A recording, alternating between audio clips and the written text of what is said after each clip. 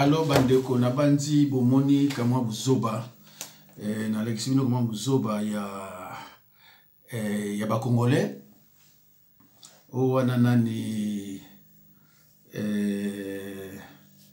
mwasi ya Kanambe azo sala imposition de me pa ya Shadari ezelo ya kala penza mais il fallait quand même l'examiner lelo botala degré ya buzoba ya ba congolais et puis ba congolais bazo ko applaudir baza ebele alors bandeko bolimbisanga vidéo on a eu ça la fois la 0664 mama moko alobima kamongo malamu po na mboka na biso oyo ezoleka na Turquie je crois oui mais na suka na yango afingi bino mo yebi kanda ya basi ndenge ezalaka et surtout na mboka ndenge maman Marthe pas insulté biso ba congolais et puis c'est Kanda je m'y attendais pas que à quoi qu'on va dire salité na suka na yango mais na habité sur écoute pour na monita wa lobika mambo katani alors ceux qui vraiment écoute kama bolimbisi la bande ko ngai c'est vrai que makambu ya mboka eza pasi mais to ko l'extra ba salité te mais tant on a mega kulanda on est bandé na mona kazo expliquer bien ndenge ti lomba teki babiloko ya mboka na biso allo bandeko tokozonga toujours ndenge na yebisaka bino vidéo wana eleki na tie titre moko oyo eo kangango te neti siko na alia nazuluka titre ni na kotia na oyo sona yeba telefone bato musuna ko benga pona tout na titre parce que sona tie titre ekoleka te yango wana nalobaki na bino soki yo olandaka nga kotalaka so titre te so monika nga na tie loko alimbala moko tala yango okutana ba surprise na kati voilà donc tu parla qui un peu là soki nani Gisèle na Denise tout ça mais nga na za clair hein pasteur azaka pai azaka na milieu du village te pasteur azaka pai justice ali alors le kola chilombo déjà dans moyibi ya élection yena rwandaise na ye et na koko zala jamais pour bango nga zala nga côté ya nani côté Équateur voilà merci voilà na yo le dossier Gisèle Pela Denise Nyakero voilà problème eza boye faut ba que Gisèle na fati béton ba bota tant fati za na présidente donc tant yepi ba boti na ye na fati wana na fati abali Denise te donc bango tu baza ba momi na ye la ndenge za la kaka ba konzela biso balinga basi alors ba opozo lo ba ke o abota ki soki na mna na on mari c'est on mari non fati za on mari te babala ni ka tanga ko bi président lobi awa donc avant wana ano vivre na bango tout en égalité alors yo mtalolombo o ba pesi yo mbongo ani lwa kongolo bo na mbongo kufa so juma 1000 moko boyo zo mona ne bando ya pepo to simba 1000 ango zo mona neti kako bo mandeko na yo likolo ka 1000 wana ay bozo loba biloba boba ke aza jona ye ya depuis ba galère pe kutu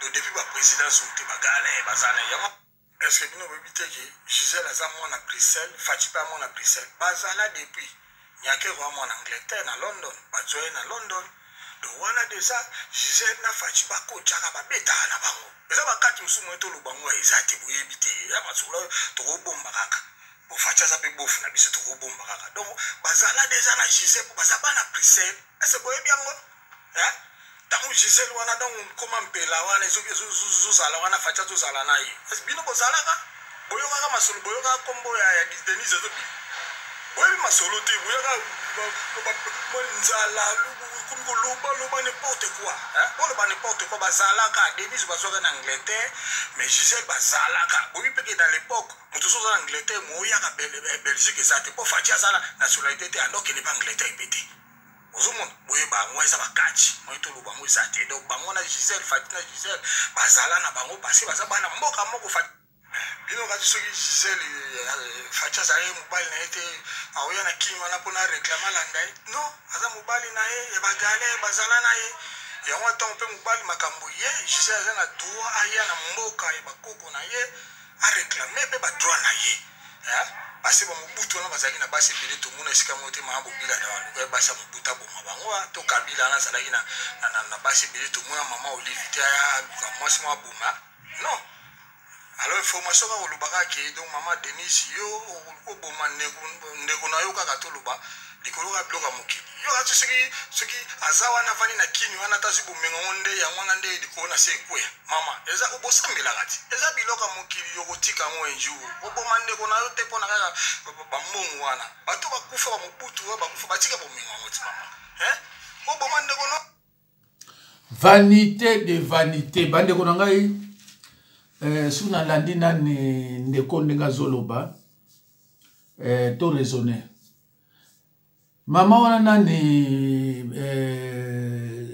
comment nani Gisèle mais Gisèle so bolandi bien moi si penza Chilombo eza Gisèle so bolandi ba déclaration moto ya ndeko oyo moi si penza Chilombo ezali Gisèle voilà donc omoni baluba bayebi ko draguer basité ya wana ba viola basi eza dossier moko facile eza dossier moko facile donc Chilombo azangi autorité devant une rwandaise ya wana ba maltraiter mwana batuwe eza lika moko benga bango mbale yobo fanda yoza yanga tango zalaki na Bruxelles tango komina no président Denise aki na droit ko lobate akomi ko loba parce que yo okomi président de la République pe ba rwandais o ba pesi au pouvoir bazaya ye baza bandeko na ye alors tant wazo tala ke banda ba rwandais ba pesi au pouvoir baza bandeko na ye et que nani Gisèle elle est de père et de mère congolais ba trace ya rwandaise ezate yango nazo inaye mais Chilombo problème o eza piège mo oskanate otala pa kusukila yo ndimaki o sacrifier RDC na peuple. Mais Chilombo, dans toute chose, il y a un commencement, il y a aussi une fin. Vous comprenez? Mobutu a mis benga ka roi, ya Zaïre. Mais fin na ye, ezala mawa, fin ya Mobutu, ezala mawa. Mais a mis benga ka roi de Zaïre. Tout est vanité, vanité de vanité. Tu yaki maboko pamba, tu ozo maboko pamba. Moninga na yo fomi linga, o linga ye ndenge, ozo komi linga. Et voilà. Alors, bande konanga tozonga suna ba image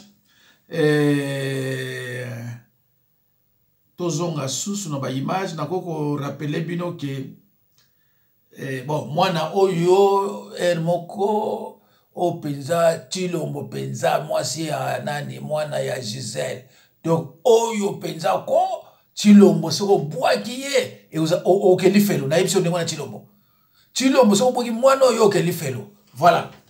Oazolo bano mosala na nzambe donc soyo boki mwana oko mwana soka koli na ndinga mabe yeba ki mwana yo aza traumatisé na minute o aza hospitalisé na clinique mona Bruxelles pona nini po bo traumatisé pona nini pona bisema mokili baluba batindelinga ba biloko oyo eza contre Gisèle que Gisèle aza muyibi aza mongo azo biloko wana oya bino baluba na ko chango te na bwaki ya mutu na boki yango ngana zo chaka oyo baza pour nani Gisèle oyo ka baza pour Gisèle ya wana na ocha parce que ngape na za sima ya Gisèle donc oya bino etalinga ite je suis clair donc na lakisa bino bango mais paré baza 8 bomoni bango na bayi na bino Denis Yakeru 54 ans ye wana oyo Gisèle, mon maman, 44 ans, elle est encore jeune, trop jeune. Alors, ok, Viviane, oh la manette, 35 ans. Oh, parce que là-bas, bombaye, moi, je 26 ans, Nénette. Donc, Nénette, parce que kanaye, ba bombaye kaka. Akoma lobité, ba bombaye. Pour ça, 26 ans. Voilà. Donc, Bobatelaye. Mais tu vois, tu as pas moi il y a seconde. Si vous avez encore l'esprit de Balouba, si l'esprit de Balouba est en vous, vous n'irez pas au ciel. Alors, Bandekonanga Boyoki. Ah, le moyen de. À cause de tika makamuna buzoba wana. Oh, tika. Yo moni ya kosi. Ceux qui ont l'esprit ya baluba ya ko violer bana batu. Ya ko sala batu babe. Chilombo za mabongo makasi. Baluba baza mabongo makasi. So bozo mona ndengo na même nanyo yo Gisèle azozwa rien.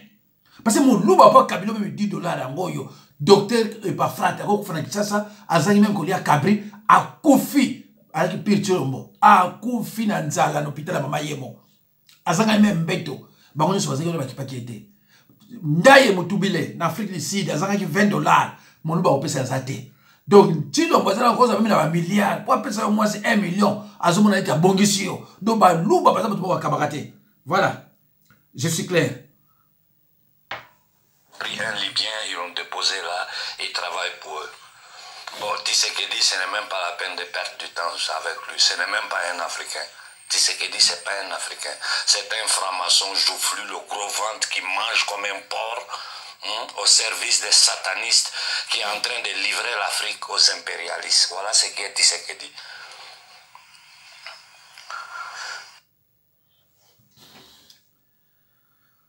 Ngate. Bon, totala tocha congolaise moko na CP na ye awa mwana mboka.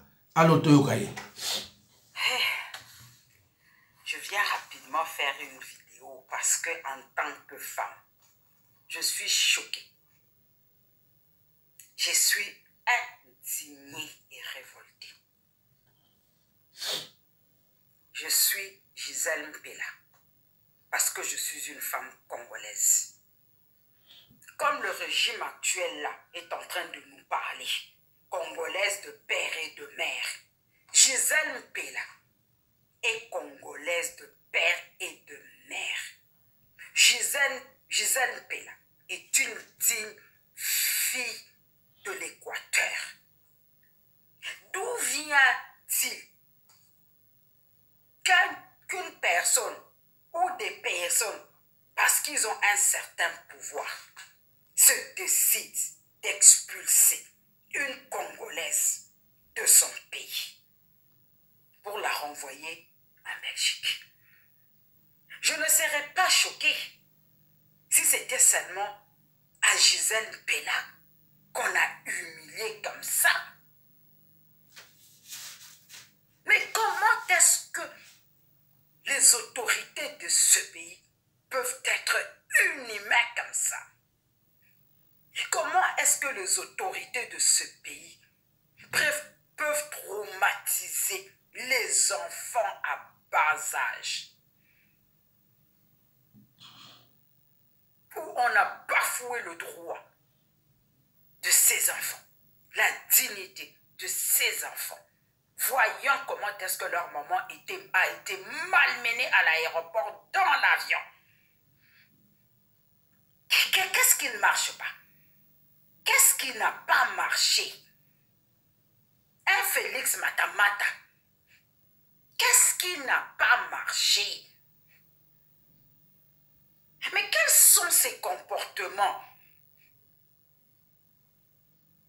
Et les femmes congolaises, vous ne vous indignez pas?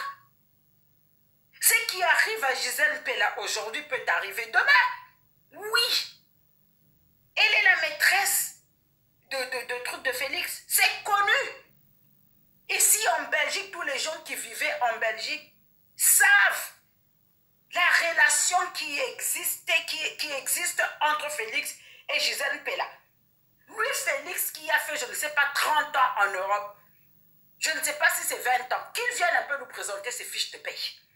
Ici en Europe, nous parlons fort parce que nous avons les fiches de paye. Qu'il vienne nous montrer ses fiches de paye. Il allait s'approvisionner où? Si ce n'est pas chez Gisèle. Kenya Kerr au Denise, là, nous amène les photos de sa dot.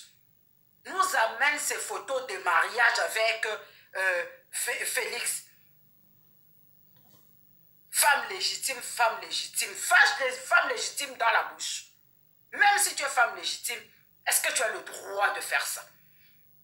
Quand on est même femme légitime, on ne te sent pas dans la boue.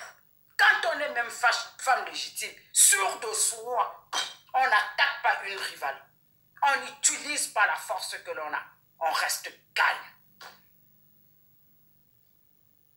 On ne se bat pas avec une rivale. si tu commences à te battre avec une rivale, si tu commences à te battre avec une rivale, ça veut dire que ta position est en danger. Ça veut dire que tu n'es pas sûr de toi. C'est quelle histoire comme ça? Encore un scandale de plus de ce foutu régime de Félix.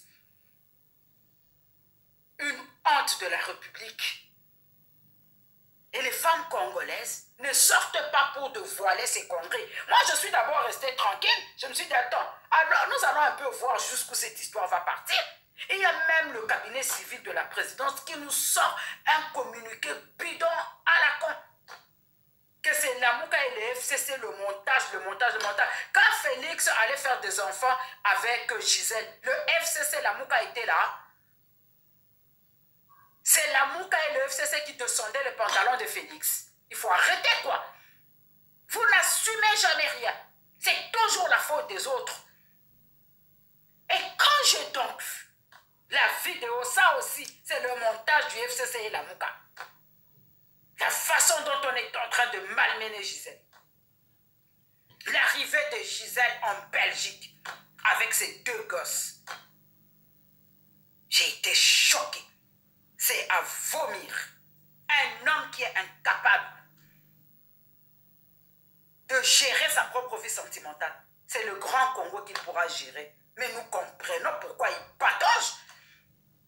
Il n'a aucune fierté. Il n'a aucune dignité. Aucune autorité même. On veut parler de l'entourage. De quel entourage? Lui-même là. Il peut prendre des décisions. De quel droit si c'est Denise qui est derrière tout ça? Lui, Félix, va laisser faire ça. Et il y aura ceux qui viendront me dire, c'est la vie privée du président. Ce n'est pas sa vie privée. Quand on arrive à ce niveau-là, on n'a plus de vie privée. Laissez-nous vous le dire. Il n'a plus de vie privée. Sa vie privée nous intéresse. Il doit être un modèle. Il doit être un exemple. Voilà pourquoi moi j'aime les anglo-saxons. Chez les anglo-saxons, tu es déjà candidate à la présidentielle. On apprend seulement que tu avais trompé ta femme avec les preuves. Maman, tu es écartée. Vous n'avez pas vu ce qui s'était passé avec Bill Clinton? Avec la stagiaire Monica Lewinsky? Vous n'avez pas vu ça? Bill était à la porte d'une destitution. Même si c'était monté de toutes pièces. Mais parce qu'on a trouvé le sperme sur la robe de Monica Lewinsky. C'était une envoyée. Pourquoi avait-elle gardé une robe avec le sperme après tant de mois? Parce qu'elle a été envoyée. On s'est rendu compte que Bill, c'était un homme faible. Un homme qui ne peut pas retenir ses pulsions, c'est un homme faible. C'est le Chilombola qu'on a. Il est toujours dans des histoires barbes, des histoires balénénettes. Tu vas, tu embrasses. Toi, un chef de l'État, tu recules, tu dis comment tu t'appelles. Tu embrasses d'abord une personne que tu ne connais pas. Tu embrasses d'abord une personne que tu ne connais pas. C'est ça les civilités que toi tu as appris en Belgique depuis des années et des années. Et tu l'invites, tu seras là demain. Et puis on voit la bonne dame qui fait les snaps, pour montrer qu'elle est déjà là à l'hôtel. Mais attendez, c'est même quoi comme... Comment est-ce qu'on peut... On peut descendre le Congo au niveau du caniveau, quoi. Quels sont ces scandales de bas étage comme ça? Les femmes congolaises, il faut sanctionner Chilombola. Toutes les femmes congolaises, ne votez pas pour un homme qui ne vous respecte pas, qui n'a aucun cœur, un ingrat.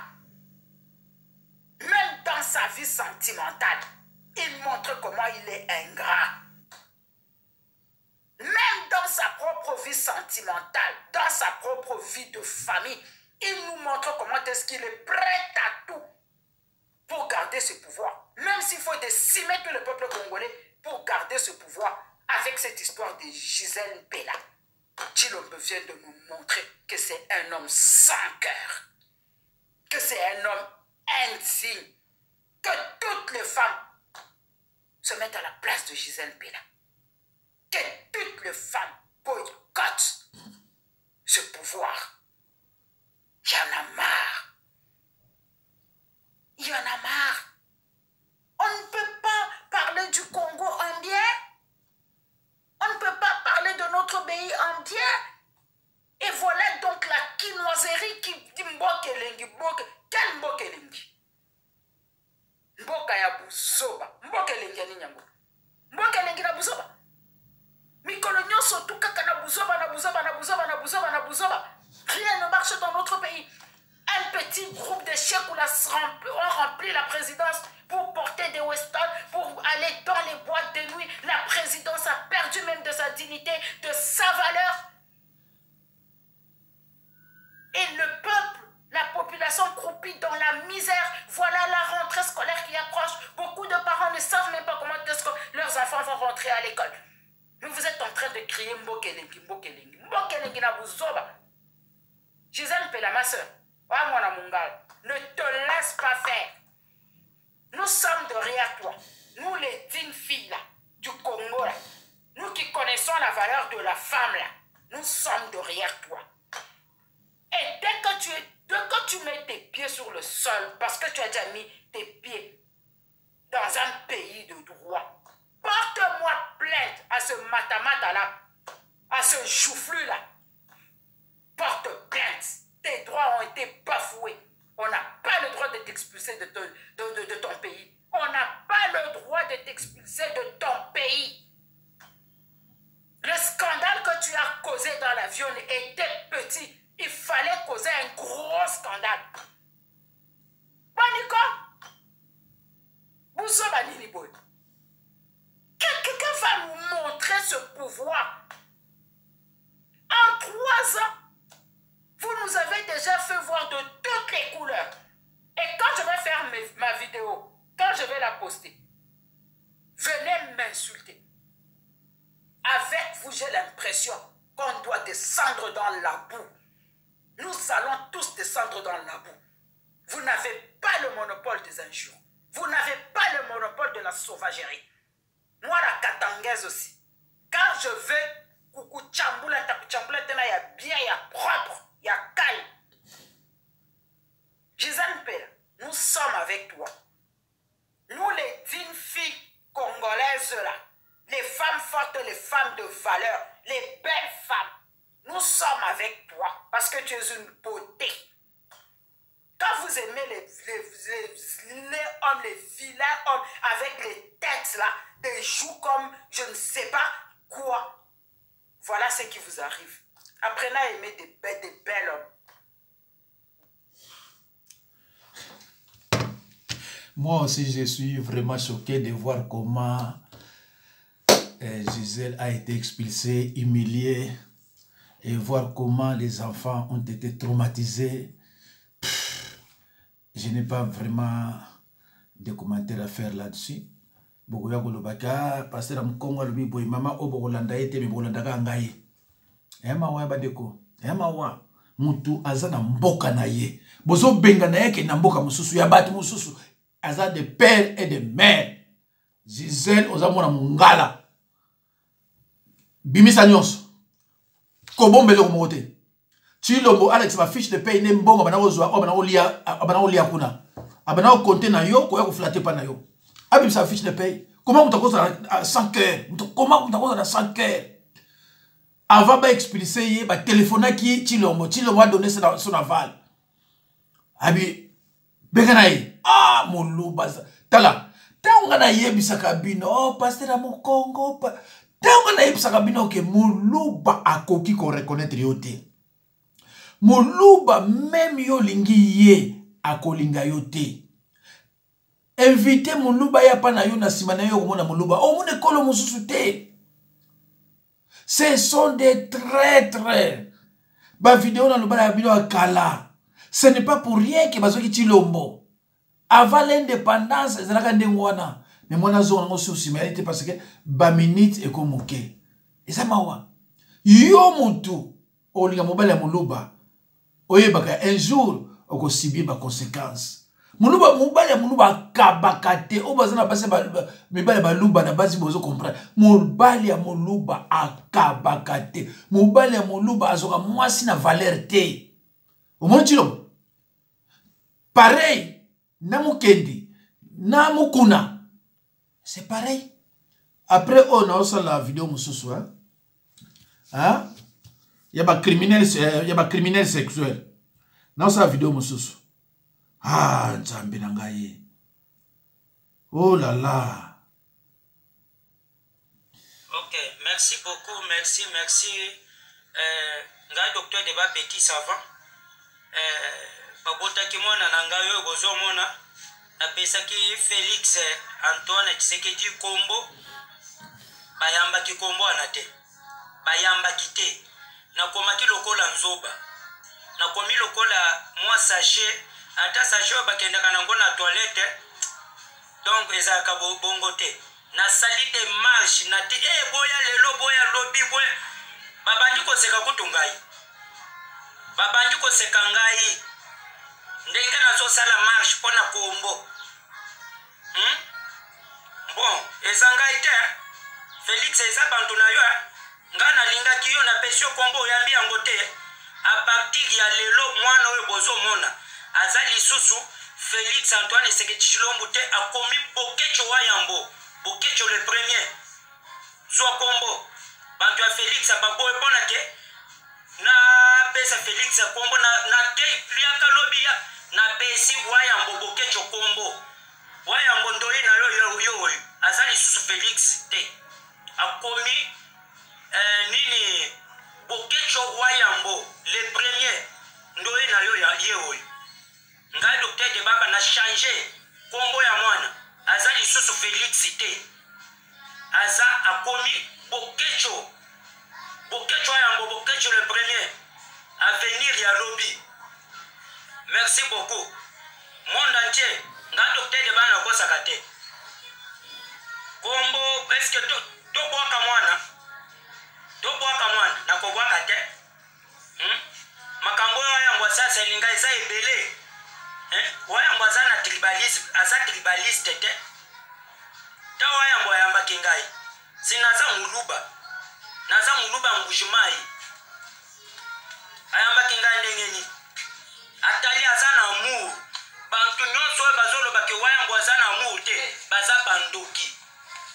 Wayambo ayambaki ngai bien, très bien. Asali ngai promotion na télévision. Bantu ebele bazotala makambo kisi na bimisi asida ke lokota lokla me Wayambo asali. Assisté docteur de baba. Mais comment na koko loba ke Wayambo aza tribaliste non? Wayambo aza muntu ya Nzambe. Wayambo aza muntu wa muntu nyonso. Wayambo aza muntu ya Baluba, Wayambo aza muntu ya Ekwate, Wayambo aza muntu ya Bandundu, Wayambo aza muntu ya bantu nyonso na Kongo mobimba. Aza Congolais sans. Merci bandeko, merci. Bolandi tata oyo ya Muluba a boti mwana a préféré apesa mwana wana Kombo ya président quoi il pas Muluba croyait qu'il y a quelque chose azurien. Merci. Combien vous gagnez d'argent?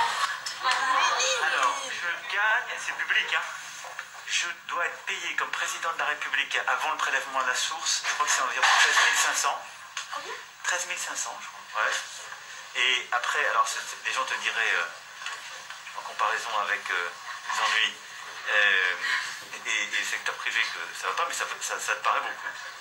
Et après, avec le prélèvement à la source, ça doit faire 8 500 par mois. C'est ça à peu près. Bandeko boyoki, bana classe batuni Macron. Soko zoka combien? Aïe, c'est que gaz zoka 13 500. Mais soko ba longo li ba charge. Natika la ba 8 500. Président ya mboka o ezana mbongo ebele. Azoka nega 8 500. Soko tuni Chilombo, yo zoka combien? A répondre au à éviter. Soko tuni Kanambe, yo zoka combien? À éviter. Soko tuni président ya assemblée, yo zoka combien? À éviter. Soko tuni président ya sénat, yo zoka combien? À éviter. Soko tuni premier ministre, yo zoka combien? À éviter. Mais o mboka ya ndenge nini? Salaire na bino nyos bo éviter. Ba mi yibi. Oh, vraiment ça mawa. C'est vrai, ça mawa. Par exemple, quand on reçoit au Congo des rétro-commissions d'une affaire, sous d'autres yeux, c'est illégal. Mais au Congo, c'est légal.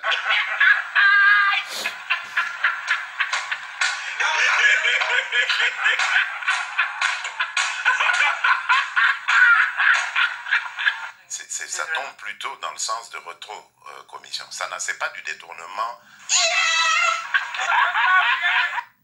Voilà. Donc on dirait que selon ma camarade naye on dirait selon ma camarade naye a évité que ça soit engagé mboka makamo ya zo bawana. Merci beaucoup nzamba pambola bino na soki wana.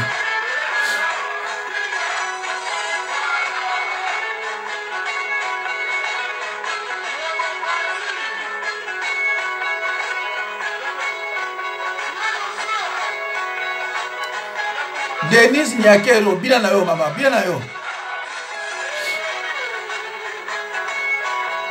Première dame ya RDC Yowana.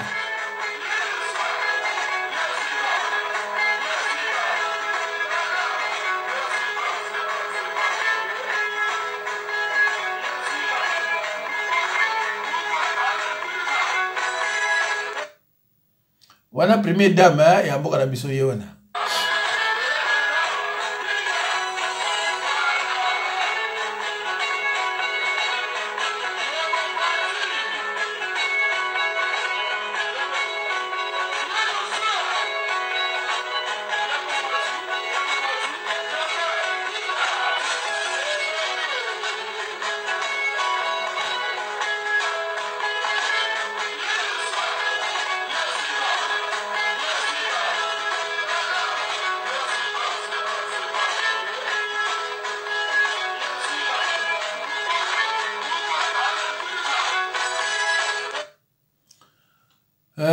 Merci beaucoup.